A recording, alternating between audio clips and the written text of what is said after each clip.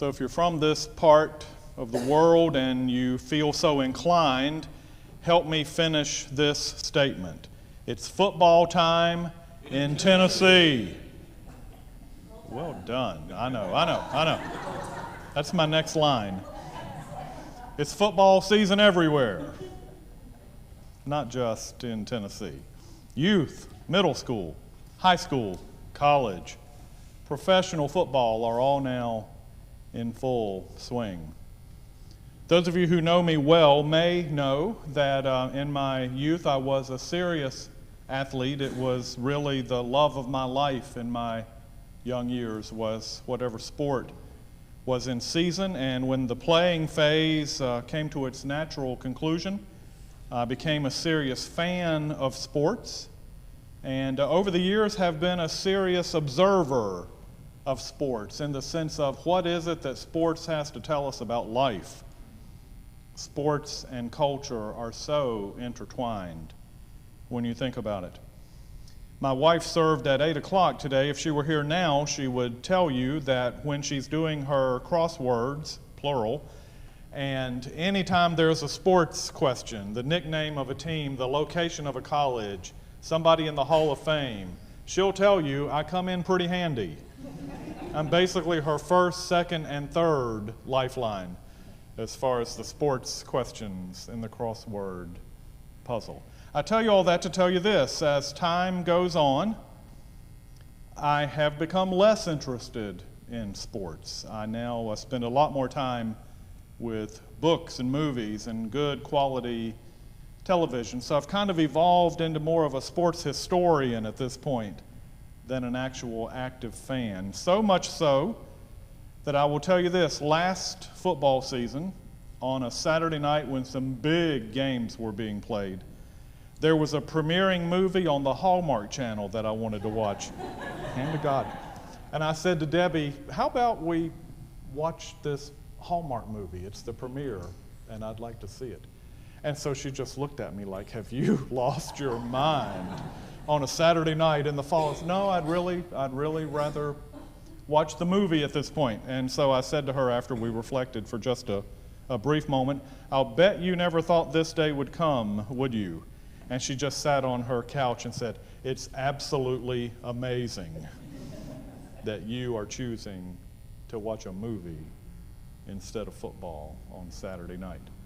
So all that is to set up this. If you know anything about football, you know the term broken play, right? Broken play. A broken play is a play that doesn't go as planned. The quarterback may miss the handoff to the running back, or the defensive pressure may be such that the original plan of the play just isn't possible anymore. So a broken play starts with something going wrong.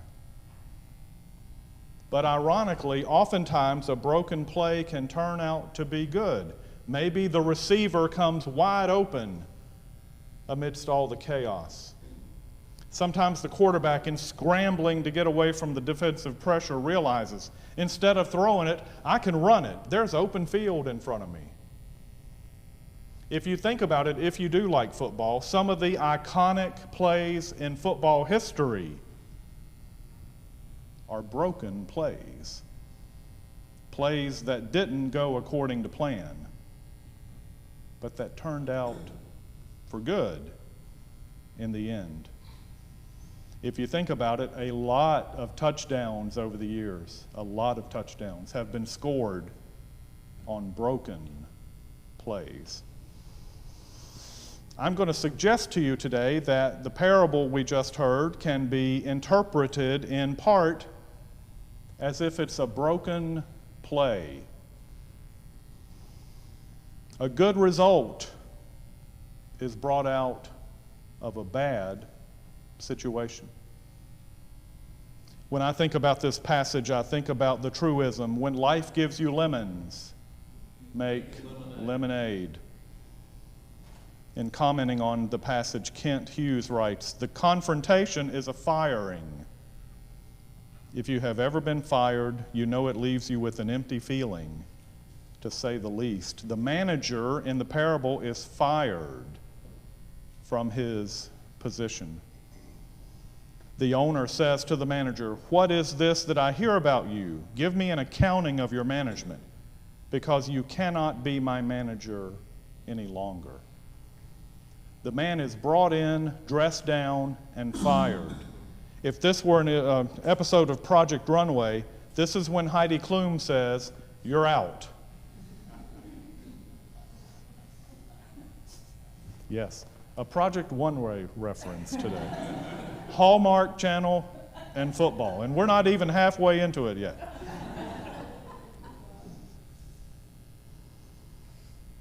The man realizes these hands are not made for manual labor.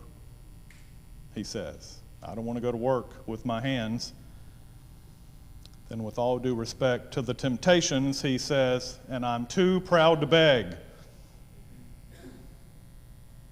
I'm in a terrible situation here. I don't want manual labor. And I have too much pride to beg for assistance. And so the man devises a way to at least make a bad situation better. He goes to the debtors for whom he has the accounts and says, "Lower your indebtedness. Take your bill and make it less." In one instance, he says, "Do it quickly." And in the other instance, quickly is clearly implied. Quick, lessen the amount of debt you owe my employer. So what's happening here? How can this possibly be an example of Jesus' teaching? What the man ends up doing is ingratiating himself both to the debtors and to his boss. The debtors come away with less debt hanging over them, and the boss comes away with more money than he could have expected. Remember, the manager has been fired. What do you normally do when you're fired? You box up your stuff and go, right? The manager in the parable, though he's been fired, goes out and collects money for his boss. But he collects less than the debtors owed. And so Luke tells us, "And his master commended the dishonest manager because he had acted shrewdly." The man was in a terrible situation, but he kept his wits about him and did the best he could in the situation in which he found himself. And his master commended the dishonest manager because he had acted shrewdly.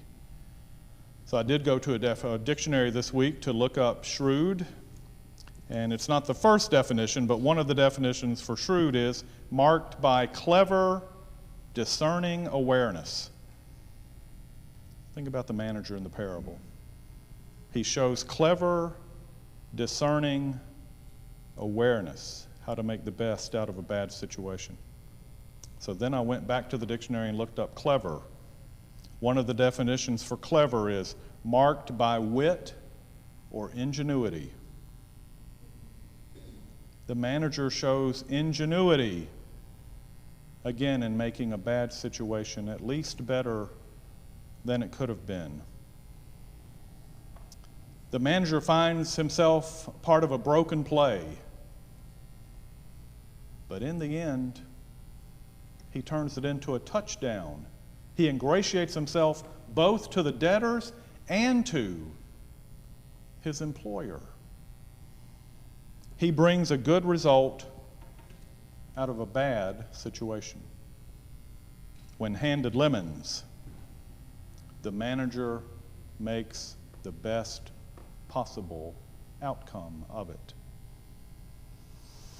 So one night this week, I fell asleep on the couch, which is not unusual, and I woke up at 2 o'clock, which is not unusual, and I found a movie on at 2 o'clock in the morning that was very intense. It had some violence in it, but mostly it was just a very intense drama.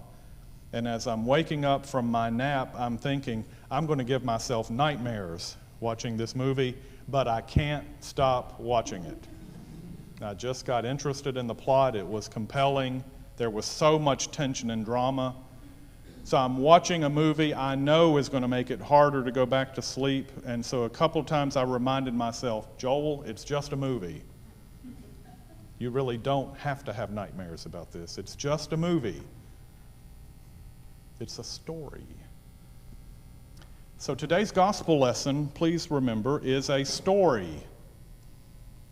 This is not really business advice, how to fill out your taxes. This is not really what you want to do with your accountant in April. It's a story. It's a teaching tool. It's filled with paradox. Parables are often paradoxical. The man is fired, and yet he ends up being commended for making the best out of a bad situation. In her commentary on this passage, Callie Hammond writes, in the ancient world, paradoxes were a way of teaching philosophy or the art of reasoning. Paradox was an understood teaching tool in the ancient world. And in his commentary, Fred Craddock writes, everyone is a mixed bag of the commendable and the less commendable. We all end up at different points in our lives in bad situations. Situations we would never have chosen. Sometimes we get it right, and sometimes we get it wrong. But when that happens, what are we left to do other than face up to it and make the best out of the situation? What is the best possible outcome from this? And that is what I'll do. And that's what we see in this parable. The manager has made a terrible mistake. He has to face the consequences. But given that reality, he keeps his head about him. He's shrewd, he's clever, and he makes the best out of an unfortunate situation. I'm suggesting to you he found himself in the midst of a broken play and ended up scoring a touchdown. To be sure, this parable is not easy to interpret. In doing my research this week, I came across the best scholars in the world using terms like baffling, enigmatic, and paradoxical. There's that word again. Paradoxical. I've been a priest for 32 years. In that span of time, no one has ever come up to me and said, you know what, Joel? My favorite passage in the Gospels is Luke 16, 1 through 13. No one has ever said that to me, and I don't really look for it to happen. It's not an easy passage to interpret, but if we work at it, there are understandings we can gain from it. And there is an actionable conclusion to the parable. Verse 13, no slave can serve two masters, for a slave will either hate the one and love the other, or be devoted to the one and despise the other. You cannot serve God and wealth. People in the ancient world drew stark contrast. We see the stark contrast in this parable. The manager, in the end, lessens the debt of the debtors, and yet the owner of the business still gets paid. So in the end, he has served both. But there's no doubt the debtors have come out ahead. And so in commenting on this part of the parable, Sharon Ring writes, the parable, challenges us to manage wealth in the direction of justice. What a deep insight. This story challenges us to manage wealth in the direction of justice. Luke 16:13 might make us think of Luke 12:34, where Jesus says, "For where your treasure is, there your heart will be also. So here's the conclusion of the sermon. This, again, is a parable, an earthly story with a heavenly meaning. This is not tax advice. This is not really business advice. It's a story that draws us in. What would we do? Jesus is making the point. The man was in a terrible situation, but kept his head about him, sorted through the options, and in the end was clever enough, was ingenious enough to come up with a plan of action that benefited both the debtors and still the owner of the business. The story teaches us that with God's help, we can face a bad situation and still bring good out of it. So today we mark the beginning of our Mission for Ministry campaign for the coming year. In the end, there's one more quotation I want to share with you. It's one sentence. It's based on today's parable, and it's perfect as we begin our Mission for Ministry campaign for the coming year. As we read Jesus' words today, we are challenged to ask whether or not we are faithful with the resources God has provided. Amen.